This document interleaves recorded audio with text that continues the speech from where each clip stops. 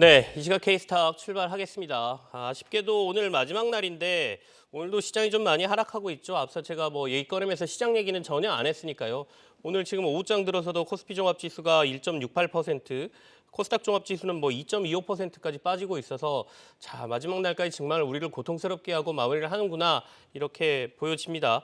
자, 오늘 나와주신 두 분의 전문가 소개해드리고요. 같이 시장 얘기 오늘 이슈 좀 점검해보고 내년 준비해야죠. 다들 이제 그런 생각하고 계실 텐데요.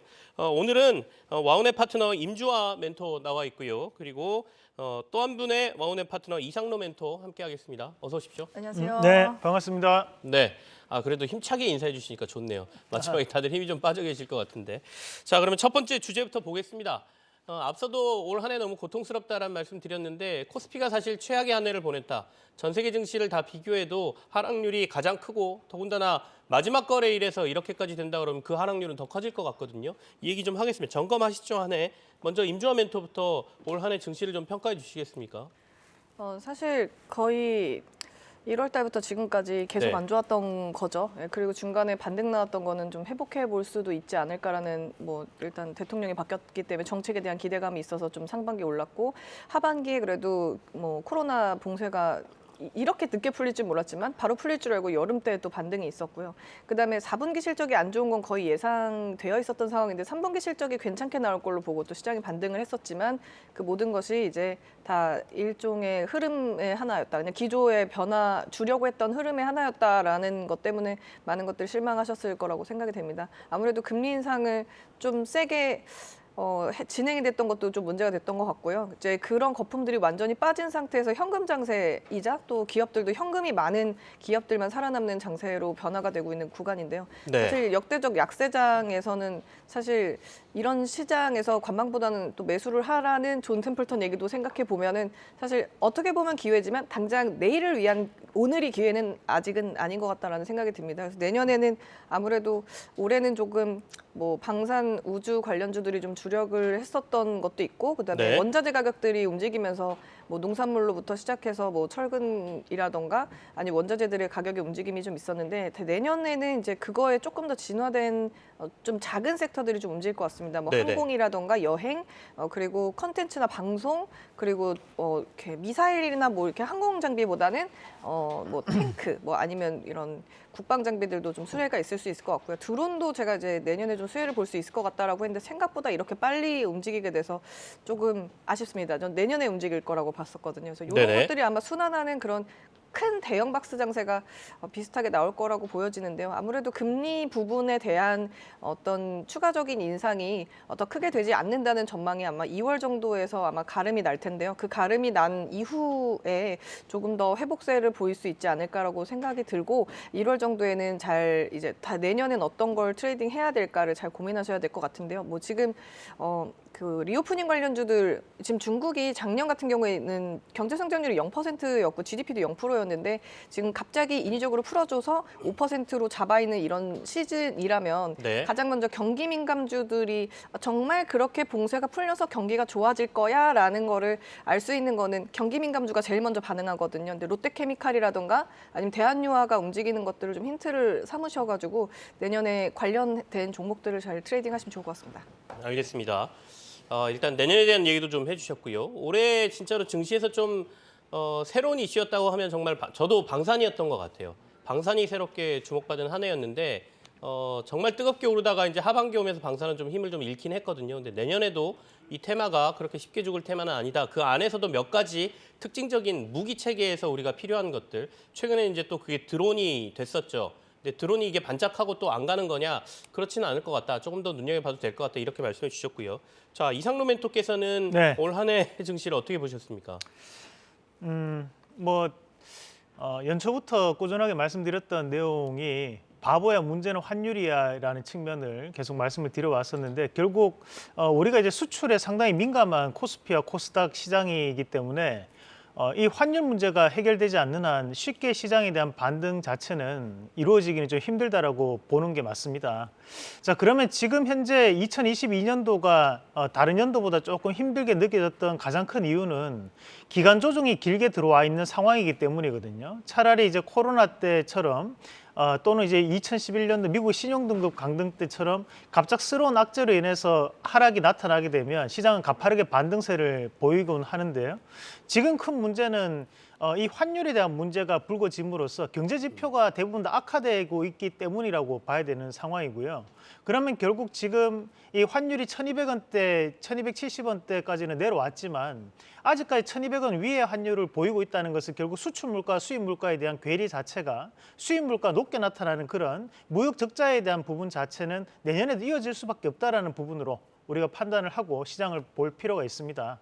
그러니까 결국 지수에 대한 상승 자체는 글로벌적인 유동성 확대에 대한 측면이 나타났을 때 다시 한 번 더 강한 반등세를 노릴 수 있다고 판단해야 될 것 같고, 그러면 지금 현재 시장에서 우리가 좀 더 눈여겨볼 수 있는 것들은 결국 내년에도 이런 개별주 양상은 이어질 수밖에 없다라고 보는 시각이 맞겠고요. 네. 최근에 증권사들이 얘기하는 것 중에 한 개가 2,000포인트에서 2,750포인트 정도에 대한 내년 전망치를 제시를 해드리고 있는데요. 저도 마찬가지로 2,000포인트에 대한 일시적인 이탈은 이루어질 가능성을 열어놓고 대응할 필요가 있는 부분이라고 보고, 대신에 2,000포인트가 이탈이 된다면 오히려 2023년도에는 상반도, 후반기에는 2,750포인트 이상에 대한 상승도 나타날 수 있는 그런 변동성이 확대될 수 있는 양상이 이루어지지 않을까라는 측면으로 제시를 해드리고 싶습니다. 결국 시장에 대한 변곡점을 잡아볼 수 있는 것은 뭐 3월 달이다, 6월 달이다 말들이 많지만 미국의 금리 인상에 대한 기조가 언제쯤 꺾일 수 있을 것인가에 대한 측면으로 우리가 좀 더 접근을 해보는 것이 지금 시장에서는 이런 유동성의 힘으로 다시 한 번 더 시장을 올릴 수 있는 네. 타겟책이 될 수 있다는 말씀까지 드리면서 내년에는 그만큼 수출주에 대한 부분 자체에 우리가 비중을 두기보다는 재료와 이슈에 대한 부분을 좀 더 봐야 될 것 같은데, 특히 기대감으로 오를 수 있는 업종들이 저는 중요할 것 같은데요. 이런 수출 물가라는 수입 물가에 대한 영향을 받지 않는 섹터군 중에서 한번 같이 보면 우선적으로 이제 미디어 컨텐츠 같은 기업들이 결국 수출이나 수입 물가에 대한 큰 영향을 받지 않는 섹터가 될 수 있겠고요. 또는 이제 우리가 수소 경제에 대한 부분 자체, 그러면 이런 수소 경제에 대한 부분들에서 최근에 수소 관련주들이 낙폭이 상당히 심하게 나타나는 과정들, 그리고 우리가 약가 인상과 민영의료보험에 대한 확대 가능성이 있기 때문에 제약업종에 대한 부분에서도, 바이오가 아닙니다, 제약업종에 대한 부분에서도 시장은 재평가 가능성을 열어놓고 네. 우리가 봐야 되지 않겠다는 말씀도 함께 드리도록 하겠습니다. 우리 이상로 멘토께서는 내년에 우리가 좀 눈여겨봐야 될 부분으로 미디어 컨텐츠, 그다음에 수소, 제약, 그러니까 신약 개발하는 바이오 말고 제약회사들 말씀하신 거라고 보면 되죠. 그렇게 네. 말씀해 주셨고요. 방금 전에 이제 표가 나갔었는데 그거는 IBK증권에서 내년 3월 증시 변곡점 될 것이라고 하면서 3대 포인트를 집어넣은 겁니다. 그러니까 한국의 수출이 바닥을 통과한다라는 거는 우리가 무역 적자나 이런 부분들이 이제 흑자로 전환하는 시기가 3월 넘어서면서 하반기, 그러니까 2분기 쪽으로 들어가면서 조금 나아질 거다라는 예상이고요. 그다음에 다들 이제 올 한 해를 고통스럽게 했던 미국의 긴축, 여기 종료라는 거는 인상이 마무리되고 그 선을 계속 유지한다라는 거겠죠. 그러니까 뭐 예를 들면 빅스텝이 그대로 쭉 간다든지 아니면 베이비 스텝으로 쭉 간다든지, 그러니까 위로 더 이상 폭이 올라가지 않는다, 뭐 이런 예상으로 보이고요. 그다음에 이제 중국이 본격적으로 문을 열면서 양회 이후에 중국의 경기가 좀 살아나는, 전체적으로 내년에 중국 경기를 4% 후반에서 5%까지 성장한다 이렇게 보고 있거든요. 그렇다면 주변국인 우리나라 뭐 이런 데들도 꽤 영향을 받을 수 있다. 그러니까 3분기 이후에 증시가 좀 돌아설 가능성이 있어 보인다. 그러니까 3월 이후에, 그러니까 1분기 이후에 이렇게 IBK가 정리를 했다, 이렇게 말씀을 드리겠습니다. 일단 최악이라는 표현은 내년은 이것보다 낫다라는 우리의 마음이 들어가 있는 표현이거든요. 그래서 진짜로 올해가 우리 증시의 최악이었다라고 하면 내년에는 조금 더 나아지는 상황이, IBK가 전망한 대로 좀 나아지는 상황이 좀 나왔으면 좋겠습니다. 자, 조금 좋은 얘기 해보죠. 두 번째 이슈는 오늘 시장에서 뜨거운 게 게임주예요. 이것도 역시 결국에는 중국하고 연결이 되는 거죠. 판호 발급 얘기 나오면서 게임주들이 오늘 굉장히 뜨겁게 오르고 있는데 같이 좀 얘기를 해보겠습니다. 임주환 멘토 게임 굉장히 자세하게 설명해 주시고 좋아하시죠, 본인이? 네. 게임 얘기 좀 해볼까요? 제가 이제 판호 발급이 나와 있는 7개 게임 중에서 네. 중국이 좋아하겠다라고 생각된 게임을 한 2가지 정도를 찝어봤는데, 엔픽셀의 그랑사가랑 그다음에 넷마블의 JNLA 크로스월드 2개 정도는 중국 사람들도 과금을 좀 할 수 있겠다. 왜냐하면 중국 사람들이 이런 게임들을 주로 하는 이유는 일단 대륙이 넓고 사람이 많잖아요. 그래서 뭐 거기 안에서 일어나는 여러 유대 관계를 즐기는 사람들도 있는데, 이 2개 같은 경우에는 예를 들어서 그랑사가 같은 경우 아주 화려한 그런 비주얼이 나오고 있기 때문에 굉장히 시선이 좀 그쪽은 원래 화려한 원색들을 좋아하잖아요. 그런 풀컬러로 잘 되어 있고 그다음에 제2의 나라 크로스월드 같은 경우도 조금 톤은 낮춰져 있지만 비교적 뭔가 이렇게 돌아다녔을 때 뭔가 아이템들을 좀 많이 가져갈 수 있는 그런 거긴 한데 어쨌든 제가 보기에는 이제 향후 더욱더 뭐 판호가 많이 열릴 것이다라기보다는 그냥 게임을 긴 시간 동안 중국 사람들도 잘 못하게 만들었었고 또 그걸 못하게 만드니까 사교육 붐이 불어가지고 사교육을 또 못하게 만들었었던 거를 전체적으로 그냥 쭉 그냥 원래 자리로 풀어주면서 그냥 사회 활동을 자연스럽게 할 수 있게끔 뭐 풀어주는 그런 정책들이었기 때문에 한 10년 전에 시진핑 정책이랑 약간 비슷한 그런 유형으로 흘러가는 것 같습니다. 그래서 뭐 향후 더 많이 판호가 나올 수 있다를 기대하기에는 좀 어려울 것 같아요. 왜냐하면 그 드라마가 향후 더 많이 팔리게 될 것이다라는 거는 아예 시진핑이 얘기했던 멘트 안에 그런 드라마나 콘텐츠를 판매하는 활동에서 일어나는 행사를 많이 열었으면 좋겠다라고 많이 열었으면 좋겠다고 얘기를 했지만 게임 부분은 그냥 일부 조금 잘된 게임들 중에서도 중국 내에서도 정서를 해치지 않는 하지만 뭐 어느 정도 너무 뭐 커다란 도박성 행위를 할 수 있는 건 아닌 그런 괜찮은 네. 게임들을 먼저 선행적으로 열어준 거였기 때문에 뭐 이 이상 게임 회사들이 더 많은 게임들을 대기 타고 있는 상황에서 판호를 더 열 수 있는 그런 분위기는 아니라서 그냥 뭐 소위 추가적으로 더 열릴 것 같지는 에이스만 이제 네. 나와 있는 거라고 보시고 이 부분들이 이제 실적 개선이 돌아오는 분기에 어느 정도 뭐 과금이 돼서 매출이 나고 있는지를 추이를 보면은 추세 상승 부분에 대해서 논하는 시점은 뭐 이제 돌아오는 분기 때 그러니까 네. 정해 볼 수 있을 것 같습니다. 당장 조이시티만 놓고 오늘 얘기해 볼까요? 조이시티 오늘 상한가 장중에 들어갔다가 지금 조금 약간 밀려 있는 상태인데 조이시티는 여기서 추가적으로 더 갈 수 있을 것처럼 보이십니까? 어때 보이세요? 조이시티 같은 경우에는 사실 투자 회사로 많이 변모한 지 좀 꽤 됐습니다. 한 네네. 7, 8년 정도 이후로 뭐 M&A를 한다거나 뭐 주식 투자를 한다거나 뭐 투자를 잘하는 회사 약간 아주 IB 투자랑 비슷한 어떤 사업 맥을 좀 지니고 있는 상태거든요. 그래서 게임 본업은 유지하되 나머지 들어오는 돈으로 뭐 재테크를 좀 하는 그런 회사로 보이기 때문에 일단 분위기는 좀 더 봐야 될 것 같습니다. 일단 상을 묶은 시간대가 오전 중으로 이루어졌기 때문에 추가 상승이 나와도 한 7에서 15% 정도 기술적 반등이라고 보실 수 있을 것 같고요. 추이는 한 3, 4거래일 정도 보고 안 빠지면 자리 보고 다시 말씀드리겠습니다. 3, 4거래일 정도 더 보고 그래도 안 빠진다라고 하면 추가 상승은 조금 있을 것 같다. 이런 말씀이십니다.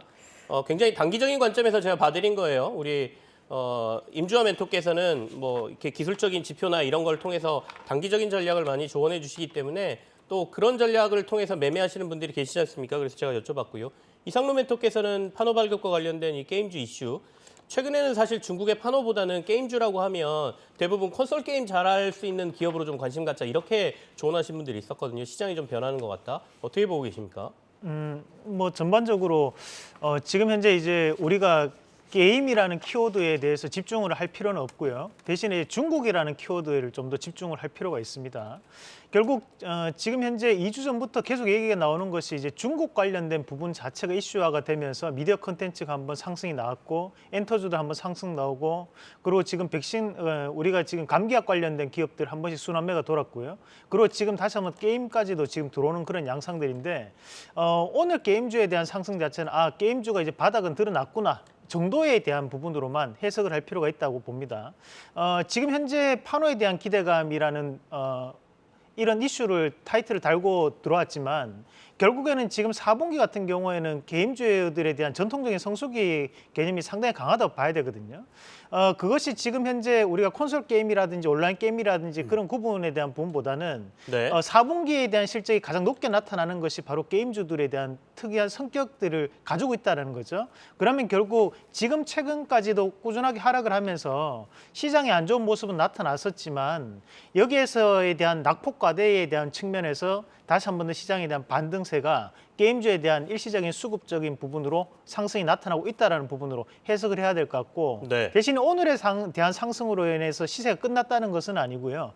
여기서 추가적인 상승 가능성은 저는 있다라고 판단을 하고 그것이 내년까지는 좀 더 이어질 가능성에 대해서 저는 좀 더 볼 필요가 있지 않나. 그리고 현재는 우리가 지금 온라인 게임, 뭐 콘솔 게임에 대한 구분보다는 네. 제가 판단했을 때는 IP를 보유하고 있는 기업이 있는 반면에 IP가 약한 기업들이 있어요. 그러면 이 IP가 강하다고 볼 수 있는 것은 우리가 NC소프트 같은 기업들이죠. 결국에는 지적재산권에 대한 부분이 부각되는 기업들은 주가가 빠지더라도 기본적인 실적을 해낼 수밖에 없는 그런 상황들을 좀 판단하셔가지고 네. 탑픽은 그래도 NC소프트, 그리고 두 번째로 본다면 최근에 주가가 좀 많이 빠져있던 데브시터즈 같은 기업들도 같이 눈여겨보자는 말씀까지 드리겠습니다. 네, 알겠습니다. 게임주 중에서도 IP를 좀 많이 보유하고 있는 회사들이 좀 나올 것이다. 그중에 대표적인 게 NC소프트다 이렇게 말씀을 해주셨습니다. 네. 여기서 이슈를 조금 더 확장시켜 볼까요? 결국엔 게임주하고도 연관이 돼 있는 웹툰 그리고 컨텐츠주들까지 저희가 오늘 같이 보겠습니다. 판호 발급 얘기가 나오면서 같이 움직이고 있거든요. 결국에는 게임도 그렇고 드라마도 그렇고 영화도 그렇고 아까 말씀해 주신 캐릭터라든지 IP를 근간으로 한 기반을 가지고 이제 확장되는 사업들이다 보니까 오늘 같이 동반해서 움직이고 있습니다. 임주환 멘토부터 얘기하실까요? 일단은 지금 뭐 드라마 제작사가 드라마를 가지고 있는 거를 중국에 팔았다라는 이슈는 이제 한 파도가 지나가고 이제 다음 돌아오는 신작들 2023년에 나오는 드라마들이 향후 어떻게 히트를 치느냐에 따라서 좀 출렁이긴 할 텐데요. 근데 그거 말고 어떤 붐에 의해서 출렁이는 게 아니라 이제 실적으로 갈 수 있는 회사들이 웹툰, 웹소설 회사들입니다. 근데 중국으로 판매가 된다라는 쪽으로 보시면 안 되고 웹툰, 웹소설은 일본 판매, 그다음에 갑작스럽게 드라마나 영화 제작하게 되면서 목돈이 들어오는 부분, 그 부분들을 좀 추가적으로 돈을 벌 수 있는 걸 잘 보셔야 될 텐데 어차피 저희가 할 수 있는 미디어는 총 4가지밖에 없습니다. 키다리 스튜디오의 레진 코믹스의 매출과 일본에다가 지금 사이트 하나 열어놓고 장사 잘 되고 있는 웹툰 플랫폼 하나 때문에 지금 추가적인 매출을 보고 있어서 움직이는 것. 그다음에 애니플러스가 리디북스를 샀습니다. 요즘 뭐 일본, 한국 둘 다 BL 쪽으로 워낙 매출이 뭐 어마어마하게 나오고 있는 상황이기 때문에 애니플러스가 리디북스랑 이렇게 연관돼 있으니까 한번 볼 수 있다는 점. 그다음에 대원 미디어는 옛날에 저희 어릴 때 만화책 볼 때 대원 이렇게 적혀 있는 만화책 진짜 많이 봤었잖아요. 대원 미디어가 갖고 있는 대원 CI가 갖고 있는 IP들이 있습니다. 그 부분들 중에서도 이제 어떻게 수면 위로 이제 제작화되느냐가 좀 관건이 될 것 같고요. 네. 그다음에 DNC 미디어 정도 이렇게 4가지를 트레이딩 영역으로 볼 수가 있을 것 같은데 잠깐 쉬고 있습니다. 지금 한 1.5주 정도, 한 7, 8일 거래일 정도 쉬고 있는 구간이기 때문에 한 이번 주에서 다음 주 정도에 지금 올라와 있는 자리를 크게 빠지지 않는다면 트레이딩 해볼 수 있는 영역들이 있고요. 기관이나 외국인 20일 평균 매수가들을 보면은 최근 한 4거래일 평균 하단 라인에서 들어와서 대기를 타고 있습니다. 그래서 크게 슈팅 나온 것도 뭐 차익 실현이 나올 만큼 높이 뜬 것도 아니기 때문에 한번 다시 볼 수 있다. 이 정도까지만 정리해 보겠습니다. 그 4가지를 얘기해 주셨습니다. 주식 4가지. 한 번만 더 해주시겠어요? 키다리 스튜디오, 키다리 스튜디오. 애니플러스, 네. 대원 미디어, DNC 미디어 정도입니다. 알겠습니다. 한 네. 4개 정도 눈여겨볼 만하다라고 말씀하셨으니까 적어 놓으셨다가 한번 연말, 이제 연초죠. 내년에 시작할 때 한번 시장에서 주목해 보시죠. 웹툰과 컨텐츠 관련주들 이상로 멘토께서도 좀 점검해 주시겠습니까? 네, 뭐 지금 현재는 이 웹툰과 웹소설을 우리가 이제 IP에 대한 측면으로 좀 접근을 해야 됩니다. 결국 무형자산에 대한 유형화가 이루어지고 있는 지금 시대적 흐름이 지금 웹툰과 웹소설 관련된 기업들이 다시 한번 재평가를 받고 있는 그런 양상들을 봐야 되고, 현재 네이버나 카카오가 생각보다는 주가에 대한 하락이 크게 나타나지 않는 것 중에 한 개가 최근 들어서 이런 웹툰과 웹소설에 대한 플랫폼에 대한 역할을 하는 것도 지금 네이버라든지 카카오거든요. 대신에 네이버 같은 경우에는 이 웹툰과 웹소설 이런 컨텐츠에 대한 부분이 매출의 약 10% 정도를 차지하고 있는 거고요. 대신 카카오 같은 경우에도 15% 정도에 대한 차지만 하고 있기 때문에 제한적인 흐름만 나타나고 있다라고 우리가 측면으로 접근을 해야 된다는 거죠. 다만 여기서 우리가 한 가지 봐야 되는 것이 웹툰과 웹소설에 대한 부분 자체는 말 그대로 인기에 대한 부분에서 주가에 대한 부분이 이미 선반영이 될 때가 많기 때문에 직접적인 공략도 가능하지만 저는 결국 지금 현재에 대한 시대적 트렌드 자체가 웹툰과 웹소설에 대한 드라마나 또는 영화화에 대한 컨텐츠화를 좀 더 우리의 눈에 맞게끔 시각적 효과를 개입시켜서 나타낸다는 부분으로 봤을 때 저는 충분히 지금 같은 경우에는 우리가 3D VFX 효과를 좀 노릴 수 있는 기업들도 좀 더 눈여겨보시는 게 좋을 것 같다는 말씀을 좀 드리겠고, 네. 최근에 뭐 인기리에 마감을 했던 뭐 재벌집 막내 아들 같은 것도 사실 우리가 항상 보면 송중기 씨 뒤편에 보면 순양그룹에 대한 빌딩이 나와 있는데요. 그러나 순양그룹 빌딩은 사실상 없는 건물이죠. 대신에 그것도 우리가 VFX 스튜디오를 통해 가지고 구현을 해냈던 거였거든요. 그런 측면을 감안해서 봤을 때도 저는 충분히 이런 VFX 관련주로 좀 더 확장시켜서 우리가 시장을 바라보시면 어떨까라는 말씀을 함께 드리겠습니다. 우리가 이제 웹툰이나 웹드라마 이런 데에서 만들어졌던 여러 가지 상상의 나래를 현실화하는 거는 결국엔 그 VR이나 XR 뭐 이런 데 들어가는 기술 어떻게 보면 메타버스하고도 연결되는 거겠죠. 네, 맞습니다. 연초에 이제 CES의 여러 가지 테마를 저희가 얘기하고 있는데 연초 바로 들어가면 딱 두 가지 큰 이벤트가 돼 있죠. IT 쪽에는 CES 얘기 나올 테고요. 그리고 제약바이오 쪽에서는 JP모건 헬스케어 컨퍼런스 이 두 가지 이슈가 또 시장에서 여러 얘기가 될 텐데 일단 CES 쪽에서는 지금 VR, XR, 메타버스 이런 얘기 나오고 있으니까 같이 연관해서 좀 보시는 것도 괜찮다 이런 말씀이 되겠습니다. 다음으로 넘어가죠. 다음 주제는 내년에 LG그룹주를 좀 봐야 된다라는 의견을 제가 꽤 듣습니다. 그래서 오늘 주제로 한번 뽑아봤는데 오늘은 뭐 흐름이 그렇게 아주 좋지는 않습니다만 LG그룹에 주목해야 될 이유가 좀 있을까요? 임주환 멘토는 LG그룹주들 전체적으로 어떻게 보고 계세요? 사실 애플 주가가 또 빠졌습니다. 네네. 이제 더 이상 어디서 반등 나오냐 정도까지 쭉쭉 빠져가고 있는데 애플이 결국은 애플카 해야지라고 얘기했던 부분들을 구체화하고 사실적으로 뭔가 구현하지 않으면 안 되는 시점에 도래했습니다. 왜냐하면 이제는 스마트폰 가지고 매출을 내는 실적 숫자를 보여주기도 어려운 데다가 뭐 공장을 뭐 베트남으로 이전한다는 등 인도로 보낸다는 등 얘기를 꺼내는 그 과정이 뭐 이렇게 뚝딱하고 만들어서 보낼 수 있는 건 아니기 때문에 그 중간에 시간을 벌어야 되기 때문에 애플카 협력 관련된 기사가 나오고 있는 것 같습니다만은 사실 애플카 관련주들이 올해 한 3-4번 정도 테마성을 띠고 슈팅이 나왔다가 지금 상태가 너무 안 좋습니다. 뭐 올라올 기미가 없는데요. 네. 그러다 보니까 애플 관련주 말고 이제 애플카랑 이제 얘기하는 LG전자 묶음을 이제 관련된 뉴스를 내보내는데 영 시장에서 반응이 없습니다. 그래서 제가 봤을 때는 돈으로도 수주잔고도 많고 우리 그동안 현찰 되게 많이 벌어져 있고 우리 현금 기업인데 앞으로 투자는 무리하게 하지 않고 애플과 함께 테마를 구성해 볼게라고 얘기했는데 오늘 뭐 지금 보시는 것처럼 전혀 반응이 없는 뭐 더 안 빠져서 다행인 정도 수준으로 지금 가고 있기 때문에 이 기대라는 거는 신문 기사는 기대를 하고 있지만 시장은 기대하고 있지 않는 상황이라 조금 더 구체적이고 사실화된 어떤 액션을 네. 또 보여줘야지만 저희가 실제적으로 투자를 할 수 있다. 투심 회복이라는 게 진짜 뭔가 나와줘야지 투심이 회복될 수 있거든요. 그래서 그 부분이 나오기 전까지는 오늘의 어제 이어서 화려한 뉴스였다. 이렇게 정리해 보겠습니다. 일단은 기대감이라는 건 시장에 분명히 있고 그게 주가에 좀 반영될 수는 있는데 이 기대감이 계속해서 주가로 유지되려고 하면 뭔가 실체적인 게 그래도 한두 개는 좀 나와주면서 받쳐줘야 된다는 얘기거든요. 근데 올해 애플카 하면서 몇 번의 슈팅이 나왔지만 그 이후에 그와 관련된 실제적인 게 없기 때문에 이건 어떻게 보면 기대감이 좀 무너진 상황이다. 그걸 채울 수 있는 뭔가 실체가 좀 등장해야 된다. 이렇게 지적을 좀 해주셨네요. 이상로 멘토께서는 LG그룹주들 뭐 애플카 얘기 나왔으니까 애플카 관련주들 어떻게 보고 계세요? 우선 지금 이제 우리가 LG그룹을 좀 주목해야 된다는 측면에서 두 가지 정도에 대한 측면 접근을 좀 해볼 필요가 있는데요. 네. 일단은 뭐 지금 현재 구광모 회장이 되고 난 다음에 실질적으로 이제 경영에 대한 부분을 개입이 되면서 거기에 대해서 본격적인 사업 노선을 잡고 있는 것이 바로 이 전기차 분야, 그래 전장 부품에 대한 분야와 한 가지가 또 로봇에 대한 산업입니다. 그럼 그 산업에 대한 부분에서 지금까지는 준비를 해왔던 상황들이었다면 2023년도에는 본격적인 궤도에 올려놓는 그런 드라이브를 걸어놔야 되는 그런 시기라는 거죠. 그렇다 보니까 우리가 다시 한 번 더 LG그룹이 지금까지 전기전자 업종의 제한적인 움직임만 나타내는 그런 그룹이었다면 이제는 전장 부품이라든지 로봇, 첨단 산업 시대로 넘어가면서 LG그룹이 다시 한 번 더 재평가를 받을 수 있는 그런 시기가 바로 2023년도이기 때문에 그에 따른 기대감이 많다고 좀 봐야 되는데요.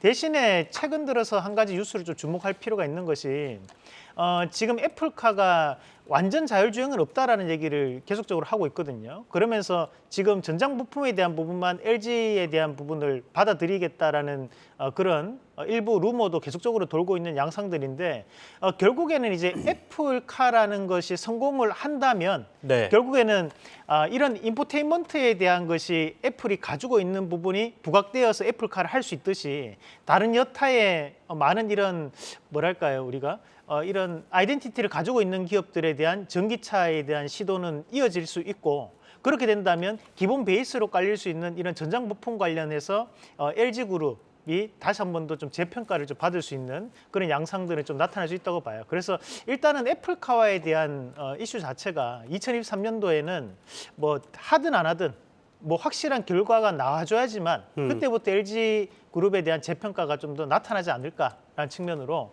우리가 봐야 되지 않겠나는 말씀드리겠습니다. 이상로 멘토께서는 결국은 비슷합니다. 그러니까 뭔가 전장 쪽이든 애플카와 관련되든 실제적인 계약이나 뭐 사업이 진행되는 게 좀 보여줘야 네, 그래도 맞습니다. 다시 한번 LG가 좀 만회를 하지 않을까 전체적인 그룹주들이 그렇게 말씀을 해주셨습니다.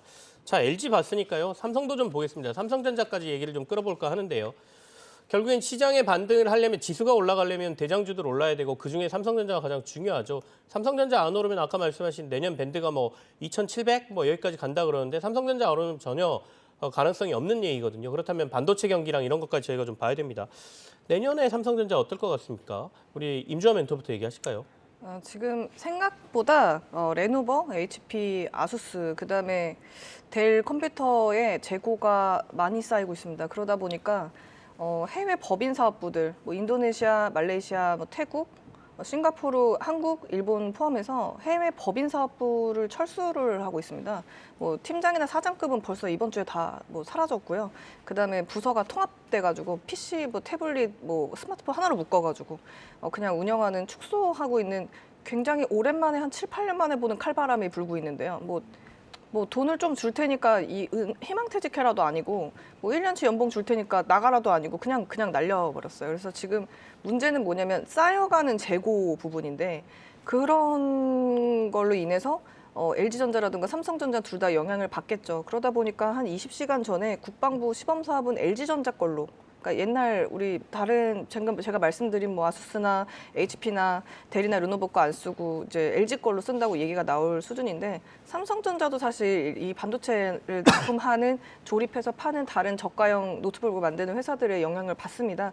그래서 수주 잔고가 줄었기 때문에 그 생산량을 줄였다라는 전제를 우리가 계속 지금 3개월 전부터 예고를 해주고 있지만 지금 분위기 상황으로는 조금 어려울 것 같습니다. 왜냐하면 제가 얘기하는 거는 개인의 판매가 아니라 법인 사업부가 줄어든다는 건데 법인 네네. 사업부 같은 경우에는 예를 들어 뭐 구청, 시청 20만 대, 10만 대 이런 단체 매출을 내는 사업부를 없앤 거거든요. 안 팔릴 것 같다고 보는 게 2020년도에 2019년 대비 너무 많이 팔았고 모두 재택근무를 했으니까 너무 많이 팔았고 너무 많이 업종을 바꿨고 그다음에 뭐 윈도우 바뀌면서 바꾸고 하다 보니까 뭐 당장 그때 샀던 뭐 컴퓨터가 망가지거나 사양을 더 고도화로 필요하지 않다 보니까 네네. 아무래도 올해 실적도 예상치보다 낮았고 내년 실적도 약간 불확실한 상황이기 때문에 불경기 영향도 받을 것이다라고 보므로 뭐 투자를 더 하는 일반 사무 업체가 늘어나거나 하지 않아서 다소 상반기까지는 어려운 보릿고개를 넘겨야 될 것 같다라는 말씀드리겠습니다. 오늘 삼성전자가 55,600원이니까요. 55,000원도 좀 위협받은 상황까지 가 있는 상황인데 뭐 저희가 너 1등한 그 공부 잘하는 친구한테 어떻게 공부했니? 그러면 국영수를 중심으로 열심히 했습니다 하는 것처럼 뭐 주식에서도 뭐 사야 됩니까? 그러면 그냥 삼성전자 사세요. 옛날에 이런 얘기 많이 했잖아요. 언젠가는 오르기는 오르겠죠. 근데 그 반등의 시점이 언제냐가 중요한 건데 지금 꾸준히 사모아서 반등하는 시점이 빨리 왔으면 하는 마음들이 이제 있는 거고 오늘 증권사들에서는 이제 반등을 준비할 때 뭐 이런 보고서도 나오고 그랬거든요. 이상로 멘토께서는 삼성전자 지금 상황이 어떻다고 보십니까? 그 업황이 지금 하락을 한 것 치고는 삼성전자가 많이 빠진 겁니다. 사실 근데 우리가 여기에서 이제 업황이 회복되면 그런 삼성전자에 대한 주가가 오를 것이다. 그렇게 저는 개연성을 가지는 것은 조금 논리적으로 모순이 좀 있다고 봐요. 왜냐하면 우리가 유동성이 확대되어 있는 측면에서는 우리가 PER, 그리고 기대치를 좀 더 많이 줄 수 있죠. 성장주에 대해서. 하지만 지금은 유동성이 축소되어 있는 시점이거든요. 그러면 돈이 전 세계적으로 위축되어 있는 상황인데 예전처럼 삼성전자에 대한 밸류를 줄 수 있다라는 측면은 또 다른 얘기라는 거죠. 그러면 현재 시점에서 왜 애플은 좋은 실적을 기록을 함에도 불구하고 신저가를 가는 거고 테슬라는 지금 현재 왜 그렇게 주가가 빠졌겠습니까? 연초 대비해서 지금 40% 이상이 하락을 했단 말이에요. 근데 그런 측면 자체를 우리가 따져서 한번 같이 보신다면 결국에는 삼성전자에 대한 반등 자체도 업황이 회복된다고 해서 주가가 여기에서 강한 반등세를 이룰 거야. 저는 그런 분석은 좀 잘못됐다고 봐요. 오히려 여기에서 유동성이 좀 더 시장에서 확대가 된다면 다시 한 번 더 돈이 풀리는 시기가 온다면 그때 뭐 살 거냐? 여기에 대한 원론적인 답변이 지금은 필요한 시기입니다. 그러면 결국 여기서 여러분들한테 돈이 크게 생긴다. 그럼 뭘 사시겠습니까? 그렇게 묻는다면 저는 당연히 삼성전자 사야 된다 말씀드릴 거예요. 하지만 지금은 시장이 돈이 없는 시기라는 거예요. 그러면 결국 삼성전자에 대한 하락 자체는 좀 더 이어질 수 있다는 측면으로 봐야 되는데 그럼 그에 따른 반등 시기는 시장이 다시 한 번 더 유동성이 공급될 수 있는 그런 시기적인 부분 자체를 우리가 봐야 되지 않을까. 대신 지금 현재 가격은 저렴한 가격은 맞다. 그렇게 정리를 하겠습니다. 지금 밑에 나간 질문으로 보면 지금 살 때냐 아직 아니냐 아직 아니다. 시장의 유동성이 조금 풀리는 상황을 봐야 삼성전자도 본격적인 반등이 올 거다. 업황보다. 저는 개인적으로 네. 사실 우리 시청자분들이 바라는 것은 오늘 딱 사가지고 내가 최대한 최저가에 사는 것을 가장 원하시더라고요. 그런 최저가를 사고 싶다라는 마음을 가지고 계신 분들은 사지 마십시오. 지금 살 때는 아니고요. 대신에 뭐 나는 월급 들어오면 조금씩 나눠서 살 거야. 그냥 지금부터 사놓으면 결국에는 올라갈 거야. 뭐 1년 이상 보면 되지 뭐. 그런 마음으로 접근하실 분들은 저는 지금 자리도 충분히 좋은 자리다는 말씀 드리겠습니다. 네. 참 최저가를 맞추는 게 얼마나 어렵습니까? 사실 그건 거의 불가능하다. 이렇게 많이들 알고 계실 겁니다. 그렇다면 장기적으로 봤을 때 좀 나눠 사겠다라면 지금도 나쁘지 않다. 이런 얘기십니다. 네. 자, 주제를 저희가 얘기하는 건 여기서 마무리를 하고요. 시장은 지금 살짝 고개를 들었어요. 아주 미약하게 고개를 들고 있는데 이게 뭐 얼마나 조금 더 낙폭을 줄여줄지는 마감 때까지 좀 지켜봐야 되긴 하겠습니다. 코스닥도 코스피도 조금 약간 낙폭을 줄였다라는 말씀을 드리겠습니다. 자, 두 분이 가져오신 관심주 확인하는 시간으로 들어가 볼게요.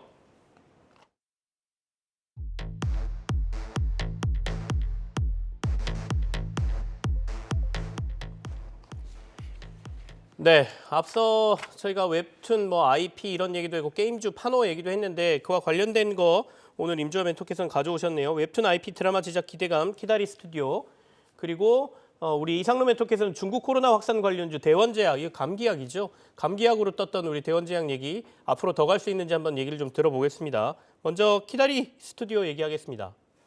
지금 키다리 스튜디오가 가지고 있는 드라마들 IP가 한 9개가 있습니다. 뭐 하숙집 5번지, 불멸의 날들, 세계양녀 등등등. 근데 이제 될 거를 2가지를 뽑았는데 일단 조국과 민족인 시나리오가 훌륭하죠. 훌륭하고 지금 뭐 아직 제작사가 픽스가 안 돼 있는데 IP는 판매가 되었다라고 되어 있거든요. 근데 레몽레인이 물망에 올라왔는데 아직 됐는지 안 됐는지는 알 수 없어요. 왜냐면은 이게 이제 오디션까지 보고도 엎어지는 경우가 한 번 있었거든요.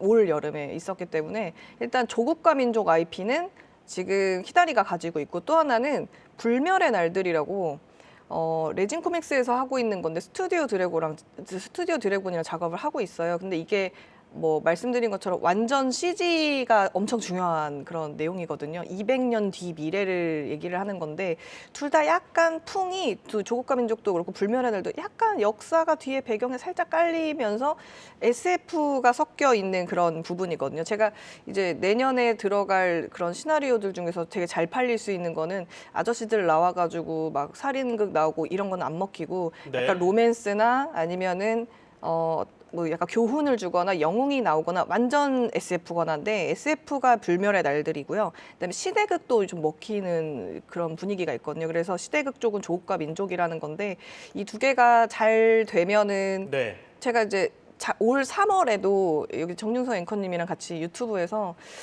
무조건 재벌집 막내 아들이다. 하반기는 무조건 재벌집 막내 아들밖에 없다라고 얘기했는데 지금 제가 나와 있는 신업들 중에서 가지고 있는 지금 뭔가 이렇게 오디션 중이거나 제작을 가고 있는 상황에서는 제일 괜찮은 게 불멸의 날들하고 조국과 민족인데 그게 다 키다리 거니까 한번 트레이딩 해보시면 좋을 것 같다라는 말씀을 드리고요. 오늘 움직이고 있는 가격대에서는 제가 봤을 때는 뭐 지금 딱 양봉 전환돼서 가고 있는 구간들이 괜찮은 것 같습니다. 9,200원에서 9,400원 정도 매수하시면 좋을 것 같고요. 손절가 8,990원 전일 종가 정도, 목표가는 1차는 9,500원 정도 보고 트레이딩 하시면 될 것 같습니다. 시나리오의 기본이 되는 우리 웹툰 쪽에서 굉장히 탄탄한 작품들에 대한 기대감을 말씀해 주셨고요. 아저씨들 나오는 거 안 된다 그러니까 아저씨로서 조금 자존심이 상하긴 합니다. 우리 아저씨들이 그래도 괜찮은 콘텐츠들이 좀 있는데 그죠? 이제 중국에서 판매가 되는 거에서 되게 예쁘고 그냥 해본 소리예요. 뭘 또 잘생긴 설명을 예쁜 보태시면 여자. 아저씨들이 더 민망해지잖아요. 네. 다음 대원제약으로 넘어가죠. 우리 이상로 멘토 대원제약 어떻게 봐야 되나요? 네. 뭐 대원제약 같은 경우에 뭐 최근에 아세트아미노펜 계열이라든지 또는 브루펜 계열에 대한 부분 자체에서 이런 소염 진통제 관련된 기업들이 주가에 대한 재평가가 한 번씩 나타났던데요. 그것이 바로 이제 중국 내에서 코로나가 확산되는데 정부에서 이제 방역에 대한 부분 자체를 완화시키다 보니까 일본의 감기약도 품절이 되고 있고 우리나라에 대한 감기약도 지금 부족하다라는 그런 얘기들이 나오면서 지금 재평가를 한 번씩 받았습니다. 그런데 이 대원제약만에 대한 특징들을 좀 살펴본다면 우선적으로 이제 그룹 승계 과정 자체가 지금 마무리가 되는 시점이기 때문에 다시 한 번 더 주가에 대한 재평가는 좀 가능하다는 측면에서 좀 접근 한번 해봤고요. 그리고 과거에 2013년도에도 이 감기약에 대한 수출 이력이 있던 기업이 바로 이 대원제약이었습니다. 그러니까 대원제약이 이 수출 이력이 있다는 것이 중요한 것은 우리가 이 중국은 이제 관심 문화라고 해서 아는 사람들끼리 거래하는 그런 문화가 상당히 많거든요. 그런 측면에서 본다면 지금 현재 이 대원제약에 대한 부분 자체에서도 재평가는 충분히 나타날 수 있다는 측면으로 봤던 거고요. 그리고 우리가 2023년도부터 좀 기억을 하고 보셔야 되는 것이 지금 이 윤석열 정부 2년 차에 접어들면서 이 정책적인 드라이브가 좀 더 걸릴 가능성이 좀 있거든요. 네. 그런 측면을 본다면 이 윤석열 정부가 정부 정책 중에 한 개가 바로 의료에 대한 민영화. 우리가 민영 의료에 대한 부분 자체를 좀 더 확대하고 대신에 국민건강보험에 대한 부담을 좀 덜겠다라는 측면에 대한 정책을 얘기를 하고 있는데 미국이 이런 민영 의료보험에 대한 확대가 이루어지고 난 다음에 가장 큰 돈을 벌었던 업체들이 바로 제약업종의 제약회사들이었습니다. 왜냐하면 결국 우리가 일반적인 병원에 가서 진료를 할 거를 약국에 가서 약품으로 대체를 하는 경우가 많이들 생길 수밖에 없는 그런 네. 환경적인 변화가 나타난다는 거죠. 그러면 이건 제약업종에서 얘기하는 것은 우리가 약가에 대한 정상화라고 얘기하고 우리 소비자 입장에서 약가 인상이 되겠죠. 그런 측면 자체가 2023년도에 나타날 수 있기 때문에 이 대원제약에 대한 재평가 말씀을 드리면서 목표가는 21,000원대로 먼저 한번 짧게 한번 보시고요. 추후에 뭐 신고가에 대한 가능성도 있다고 보고 대신 알겠습니다. 손절가는 하단에 17,000원 제시해드리겠습니다. 네, 키다리 스튜디오 대원제약까지 살폈습니다. 올 한 해 두 분 수고 많으셨습니다. 고맙습니다. 감사합니다. 고맙습니다.